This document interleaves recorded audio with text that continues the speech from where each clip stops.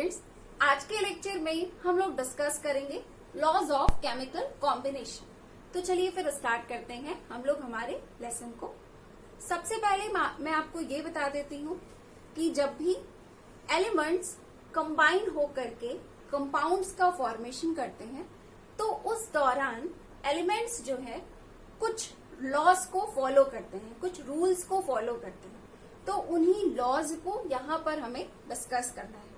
Total 5 laws हैं, तो एक एक करके हम लोग सभी को डिस्कस करेंगे और ये देखेंगे कि जब एलिमेंट्स कंबाइन करके कंपाउंड्स का फॉर्मेशन करते हैं तो उस दौरान वो किन किन नियमों का पालन करते हैं, उस दौरान वो किन किन लॉज को फॉलो करते हैं। ओके, तो चलिए सबसे पहले फर्स्ट लॉ को देख लेते हैं।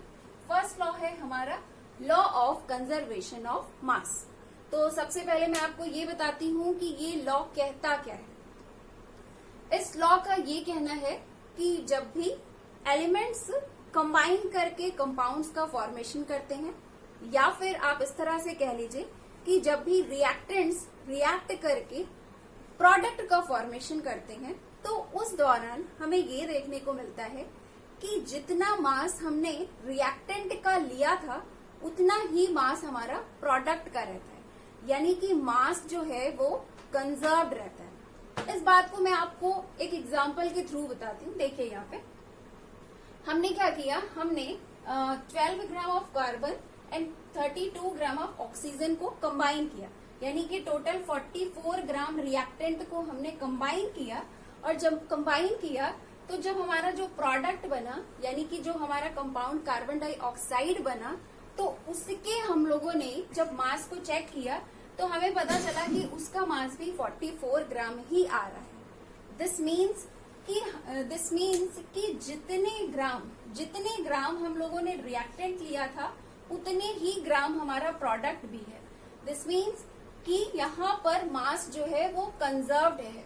जितना मास आप लोगों ने रिएक्शन के इनिशियल स्टेज में लिया उतना ही मास आपको रिएक्शन के फाइनल स्टेज में भी मिला।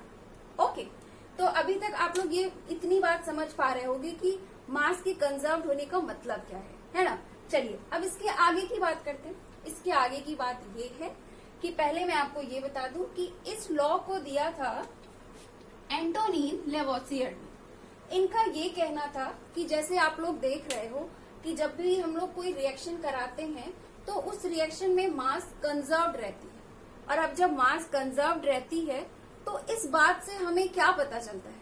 इस बात से हमें ये पता चलता है कि मैटर जो होता है ना तो वो डिस्ट्रॉयड होता है, ना ही मैटर क्रिएट होता है। मैटर सिर्फ वन फॉर्म से सेकेंड फॉर्म में कन्वर्ट हो जाता है ना। अगर मास कहीं पे कंजर्व्ड है तो इससे हमें क्या पता चल रहा है कि ना ही कोई चीज यहाँ पे डिस्ट्रॉय हो रही है, ना ही कोई चीज यहाँ पे क्रिएट हो रही है। मतलब ना ही हमारा मैटर डिस्ट्रॉय हो रहा है, ना ही हमारा मैटर क्रिएट हो रहा है, बल्कि क्या हो रहा है, सिर्फ और सिर्फ मैटर एक फॉर्म से क्या हो रहा है, दूसरे फॉर्म में कन्वर्ट हो जा रहा है। ओके, तो ओवरऑल इस लॉ का ये कहना है कि matter can neither be created nor destroyed, but one form of matter can be converted into other form. या फिर आप लोग चाहें तो इसी लॉ को इस अदर स्टेटमेंट के फॉर्म में भी शो कर सकते हैं। ओके, चलिए हमारा पहला लॉ जो है वो यहाँ पे कंप्लीट हो गया है एंड आई होप कि आप लोगों को क्लियर हो गया होगा। चलिए अब आ जाते हैं हम लोग हमारे सेकेंड लॉ में। अब हम लोग बात करेंगे सेकेंड लॉ की। सेकेंड लॉ है हमारा लॉ ऑफ डेफिनेट प्रपोर्शंस, या फिर इस लॉ का एक सेकेंड नेम भी है लॉ ऑफ डेफिनेट कंपोजिशन। ठीक है, आप लोग दोनों नेम मेंशन कर लीजिएगा, लॉ ऑफ डेफिनेट प्रपोर्शन और लॉ ऑफ डेफिनेट कंपोजिशन। ठीक है, चलिए ये तो हमारे लॉ के नेम की बात हो गई। अब हम लोग आ जाते हैं, ये समझते हैं कि इस लॉ को दिया किसने था। इस लॉ को दिया था जोसेफ प्राउस्ट ने। अब इस लॉ में उन्होंने क्या बताया था, इस चीज को समझने के लिए पहले हमें जोसेफ प्राउस्ट ने जो एक्सपेरिमेंट किया था उसे समझना पड़ेगा कि इन्होंने क्या एक्सपेरिमेंट किया था। तो पहले हम लोग इसके एक्सपेरिमेंट के बारे में बात कर लेते हैं। ठीक है, देखिए इन्होंने क्या किया था, इन्होंने क्यूप्रिक कार्बोनेट को 2 अलग अलग सोर्सेज से उठाया था। 2 अलग अलग सोर्सेज का मतलब कि इन्होंने पहले क्या किया कि क्यूप्रिक कार्बोनेट को एक लैब से उठाया, जो लैब में सिंथेसाइज की गई थी उस वाले क्यूप्रिक कार्बोनेट को उठाया, ठीक है। फिर इसके बाद इन्होंने क्या किया, एक नेचुरल सोर्स से, एक नेचर से, नेचुरल सोर्स से क्यूप्रिक कार्बोनेट को उठाया। ओके, दो अलग अलग जगह से इन्होंने क्यूप्रिक कार्बोनेट को उठा लिया। फिर उसके बाद इन्होंने क्या किया, उसके बाद इन्होंने दोनों ही क्यूप्रिक कार्बोनेट्स में जिसको इन्होंने अलग अलग सोर्सेज से उठाया था, उसमें उन्होंने क्या किया, कॉपर के, कार्बन के और ऑक्सीजन के तीनों ही एलिमेंट्स के मास को चेक किया। तीनों ही एलिमेंट्स के क्या चेक किया, मास को चेक किया।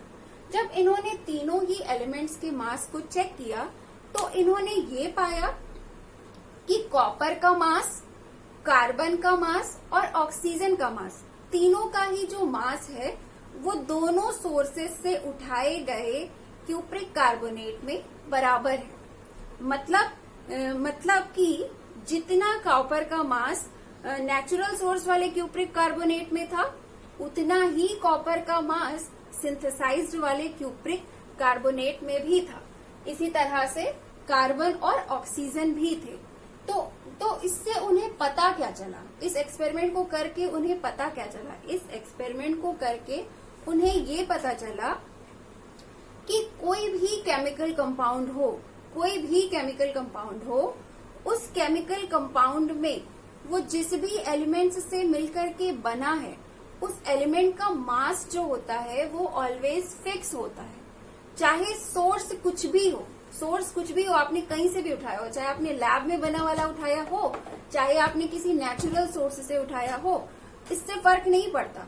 फर्क इस बात से पड़ता है कि जो हमारा कंपाउंड है, कोई भी केमिकल कंपाउंड है, वो जिस भी एलिमेंट्स से मिलकर के बना है, उसका मास जो होगा वो ऑलवेज सेम ही होगा। ओके, देखिए इस चीज को मैं आपको और बेहतर समझाती हूँ एक सेकंड एग्जांपल लेकर के। देखिए, हम बात कर लेते हैं वाटर की। अगर हम लोग वाटर की बात करें तो इसमें क्या है, इसमें अगर हम सिर्फ एक मॉलिक्यूल में देखें तो क्या है, हमारा 2 ग्राम ऑफ हाइड्रोजन है और ऑक्सीजन कितना है हमारा 16 ग्राम, है ना। तो अब देखिएगा, अब आगे की बात समझिए। अब चाहे आप वाटर को किसी नदी से लाइए, चाहे किसी कुएं से लाइए, चाहे लैब में बनी हुई वाटर लाइए, कहीं से भी आप वाटर लाइए, वाटर में हाइड्रोजन का मास, हाइड्रोजन की 1 मॉलिक्यूल का मतलब वाटर में 1 मॉलिक्यूल वाटर में हाइड्रोजन का मास 2 ग्राम ही रहेगा और ऑक्सीजन का मास 16 ग्राम ही रहेगा, वो चेंज नहीं होगा। तो ओवरऑल इन्होंने अपने इस लॉ में क्या बताया, जोसेफ प्राउस्ट ने अपने इस लॉ में इन्होंने ये बताया कि किसी भी केमिकल कंपाउंड का कोई भी केमिकल कंपाउंड जिस भी एलिमेंट से मिलकर के बना है, उस एलिमेंट का मास जो होता है ऑलवेज फिक्स होता है, चाहे आप उस कंपाउंड को कहीं से भी उठाइए, ठीक है। सोर्स पे डिपेंड नहीं करेगा, सोर्स कुछ भी हो, हर केमिकल कंपाउंड जिस भी एलिमेंट से मिलकर के बना है, उनके एलिमेंट्स का मास ऑलवेज सेम ही रहेगा। ओके, तो ये था हमारा सेकंड लॉ। अब आ जाते हैं हम लोग हमारे थर्ड लॉ में। तो थर्ड लॉ हमारा क्या है, थर्ड लॉ है हमारा लॉ ऑफ मल्टीपल प्रपोर्शंस। तो अब लॉ ऑफ मल्टीपल प्रपोर्शंस का क्या कहना है, इसको समझते हैं। इस लॉ का क्या कहना है, देखिए इस लॉ का ये कहना है कि जब भी दो एलिमेंट्स रिएक्ट करके दो डिफरेंट टाइप के कंपाउंड्स को बनाते हैं और उनमें से किसी एक एलिमेंट का, रिएक्टेंट में किसी एक एलिमेंट का मास जब फिक्स होता है तो दूसरे वाले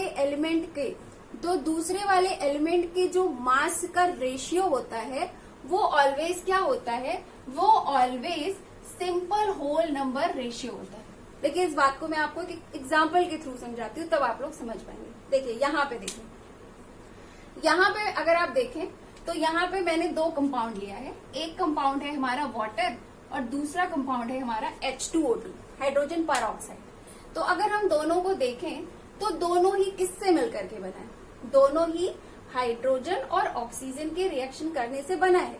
ये भी हाइड्रोजन और ऑक्सीजन के रिएक्शन करने से बना है, ये भी हाइड्रोजन और ऑक्सीजन के रिएक्शन करने से बना है। ठीक है, दोनों ही हाइड्रोजन और ऑक्सीजन के रिएक्शन करने से बना है। तो जब भी आपको इस तरह से दिखे ना कि दो सेम टाइप के एलिमेंट, जब दो सेम टाइप के एलिमेंट क्या करे, रिएक्शन करके डिफरेंट टाइप्स के प्रोडक्ट्स बनाए, क्या फिर से मैं बोल रही हूँ, जब भी आपके दो सेम टाइप के एलिमेंट्स रिएक्शन करके डिफरेंट टाइप्स के प्रोडक्ट्स बनाए और उसमें से एक एलिमेंट का मास अगर फिक्स है, एक एलिमेंट का मास अगर फिक्स है, जैसे कि यहाँ पर है, एक एलिमेंट का मास बराबर है, दोनों में ही हाइड्रोजन 2 ग्राम है ना, जैसे कि यहाँ पे है। अब देखिए आगे की बात क्या है, अगर तो किसी एक एलिमेंट का मास अगर फिक्स है तो जो दूसरा वाला एलिमेंट है ना, दूसरे वाले एलिमेंट के जो मासेस है, दूसरे वाले एलिमेंट के जो मासेस हैं वो एक दूसरे से सिंपल होल नंबर रेशियो में होंगे। जैसे कि आप यहाँ पर देख सकते हैं, यहाँ पे क्या है, यहाँ पे अगर आप ऑक्सीजन और इस ऑक्सीजन दोनों जगह पे ऑक्सीजन के मासेस को देखें तो दोनों के मासेस एक दूसरे से क्या है, सिंपल होल नंबर रेशियो में। आप देख सकते हैं इस केस में वाटर आपका 16 ग्राम है और इस केस में वाटर आपका कितना है, 32 ग्राम है। तो अगर हम 16 को और 32 को अगर दोनों के बीच का रिलेशन निकाले, रेशियो निकाले, तो दोनों एक दूसरे से किस तरह के रेशियो में है, 1:2 के रेशियो में है ना। तो ओवरऑल ये इस लॉ का बस यही कहना है कि जब दो सेम टाइप के एलिमेंट्स रिएक्ट करके डिफरेंट टाइप्स के प्रोडक्ट्स बनाते हैं और उसमें ऐसा हो अगर कि एक एलिमेंट का मास फिक्स हो, एक एलिमेंट का मास दोनों में कॉमन हो या सेम हो, तो उस केस में जो दूसरे वाले एलिमेंट का मास होगा वो दोनों एक दूसरे से सिंपल होल नंबर रेशियो में होगा। बस इतना ही कहना है इस लॉ का। अब इस लॉ के बारे में ये देख लेते हैं कि इस लॉ को कौन से साइंटिस्ट ने दिया था। तो इस लॉ को दिया था डाल्टन ने। Okay, this law was given by Dalton. तो चलिए हमारा ये थर्ड लॉ भी क्लियर हो गया। अब आ जाते हैं हम लोग हमारे फोर्थ लॉ में। फोर्थ लॉ हमारा क्या है, फोर्थ लॉ है हमारा गे-लुसाक्स लॉ ऑफ गैसेस वॉल्यूम्स। तो अब हम लोग ये देखते हैं कि हमारा फोर्थ लॉ क्या कहता है। ये लॉ क्या कहता है, इसको बताने से पहले मैं आपको ये बता देती हूँ कि इस लॉ को किस साइंटिस्ट ने दिया था और ये लॉ किस केस के लिए एप्लीकेबल है। पहले हम लोग ये जान लेते हैं। देखिए, इस लॉ को दिया था गे-लुसाक्स नाम के साइंटिस्ट ने। और एक चीज मैं आपको ये बता दूं कि ये वाला लॉ सिर्फ और सिर्फ उस केस में एप्लीकेबल होता है जब गैसेस रिएक्शन कर रही हो। ओके, सॉलिड लिक्विड के केस में ये अप्लाई नहीं होता। ये सिर्फ और सिर्फ कब अप्लाई होता है, जब गैसेस रिएक्शन कर रही हो। गैसेस के केस में ये अप्लाई होता है। ठीक है, चलिए ये तो हमारी बात हो गई। अब हम आ जाते हैं कि ये लॉ कहता क्या है। देखिए, इस लॉ का ये कहना है कि जब भी क्या होता है कि दो गैसेस आपस में रिएक्शन करती हैं, जब भी गैसेस आपस में कंबाइन होती हैं या रिएक्शन करती हैं और रिएक्शन करके न्यू गैस प्रोड्यूस करती हैं, तो ये देखा जाता है कि सारी गैसेस का रिएक्टेंट वाली गैसेस का और जो प्रोडक्ट बना है वो वाली गैसेस का जो वॉल्यूम का रेशियो होता है वो एक सिंपल होल रेशियो होता है, सिंपल होल नंबर रेशियो होता है। हाँ, इसके लिए लेकिन एक शर्त है। शर्त ये है कि जो आपके रिएक्टेंट वाली गैसेस हैं उनका और जो आपके प्रोडक्ट बना है उस वाली गैस का, सारी की सारी गैसेस का टेम्परेचर और प्रेशर एक समान होना चाहिए। सबका टेम्परेचर और प्रेशर क्या होना चाहिए, सेम होना चाहिए, अलग अलग नहीं होना चाहिए। ओके, देखिए इस चीज को मैं आपको एक एग्जांपल के थ्रू बताती हूँ। देखिए होता क्या है, जैसे अगर आप क्या करिए कि हाइड्रोजन गैस को जब आप क्लोरीन गैस के साथ रिएक्ट कराइए तो रिएक्ट करने पे क्या बनता है, HCl गैस, है ना, HCl गैस बनता है।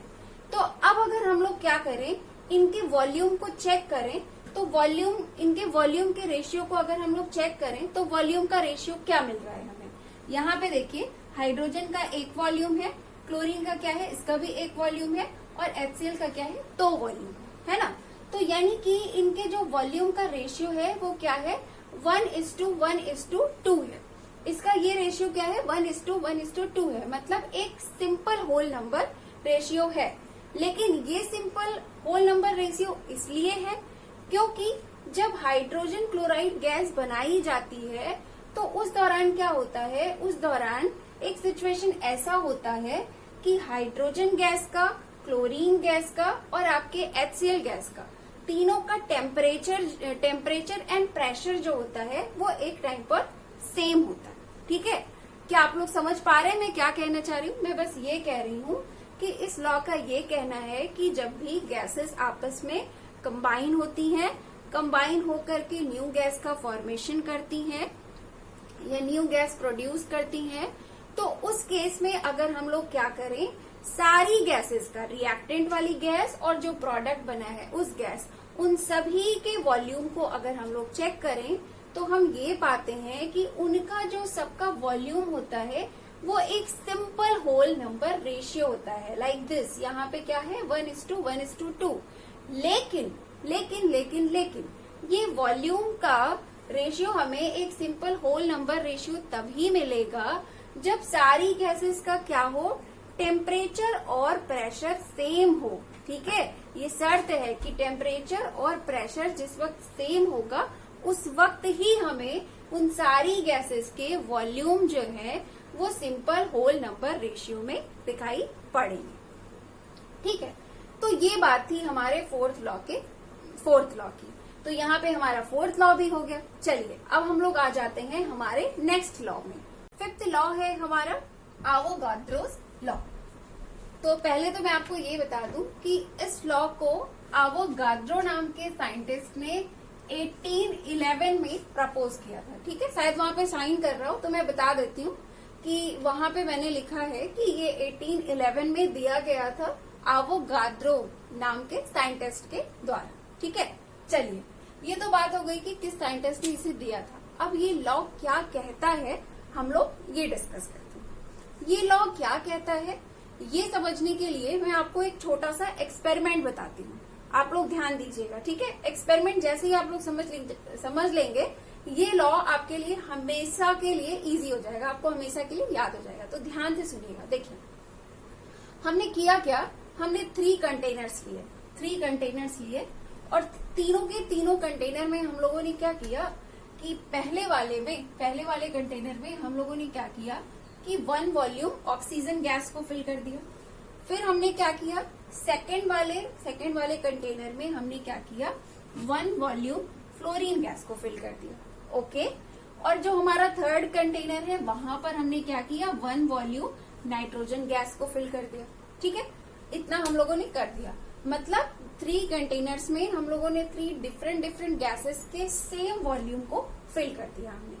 अब इसके बाद हम लोगों ने क्या किया, अब इसके बाद हम लोगों ने टेम्परेचर और प्रेशर को सेम कर दिया। मतलब तीनों ही गैसेस के टेम्परेचर और प्रेशर को हम लोगों ने सेम कर दिया। जितना इसका है उतना ही इसका है, इतना ही इसका है, तीनों का एकदम सेम है, बिल्कुल भी फर्क नहीं है। ठीक है, टेम्परेचर और प्रेशर भी सेम कर दिया।